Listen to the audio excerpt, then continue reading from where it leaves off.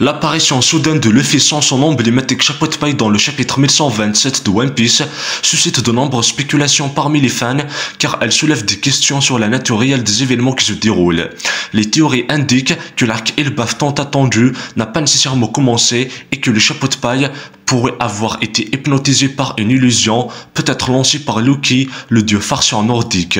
Son comportement étrange et les mystères sans réponse entourant Nami sont les indices de la véritable et sombre histoire derrière ces événements étranges qui peuvent changer l'aventure du chapeau de paille et inaugurer une plus grande. Le chapitre 1127 du manga One Piece a choqué les lecteurs avec Luffy mettant de côté son chapeau de paille caractéristique. Un détail apparemment aussi insignifiant a suscité un certain nombre de théories et de spéculations parmi les fans. Ce serait un signe que l'arc Elbaf n'a pas encore commencé et que le chapeau de paille vive quelque chose de pire. L'une des nombreuses théories populaires est que les chapeaux de paille pourraient être tombés sous le coup d'une hallucination ou d'un sort probablement lancé sur eux par le dieu farceur Loki. Cette théorie confirme certaines des bizarreries observées dans ces derniers chapitres. Luffy utilise le mot guerre 4 pour sa technique guerre 3, ce qui illustre le fait qu'il s'éloigne de ses capacités établies. Il a été démontré que Luffy avait subi divers changements dans son équipement en commençant par être désarmé en prenant progressivement une épée et finalement une hache. Il n'y avait pas non plus d'explication claire sur ce qui a appelé Nami dans les chapitres précédents, ce qui reste un mystère non résolu. De nombreux fans ont développé l'idée que les chapeaux de paille se trouvent dans un royaume imaginaire plutôt qu'Elbaf. Ils supposent qu'ils pourraient être piégés dans une illusion ou une réalité alternative, peut-être créée par Loki le dieu farceur lui-même. Si Elbaf est effectivement dépourvu des chapeaux de paille, alors nous pouvons nous attendre à ce que l'arc Elbaf que beaucoup attendent avec impatience perdure encore dans le futur. Nous supposons que tous les événements des derniers chapitres que nous avons vus ne sont que des éléments de connexion de l'arc plus large d'Elbaf et nous nous préparons à un scénario encore plus féroce et ambitieux.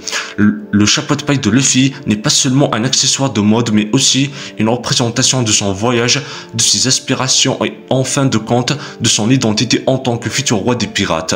La raison pour laquelle il ne le porte pas dans le chapitre 1127, ce qui constitue une déviation définitive de la règle habituelle, pourrait indiquer que les chapeaux de paille ne sont pas dans leur esprit d'origine ou que l'affichage de leur réalité habituelle ne se produit pas. La théorie de la participation de Loki au dilemme actuel des chapeaux de paille est extrêmement captivante.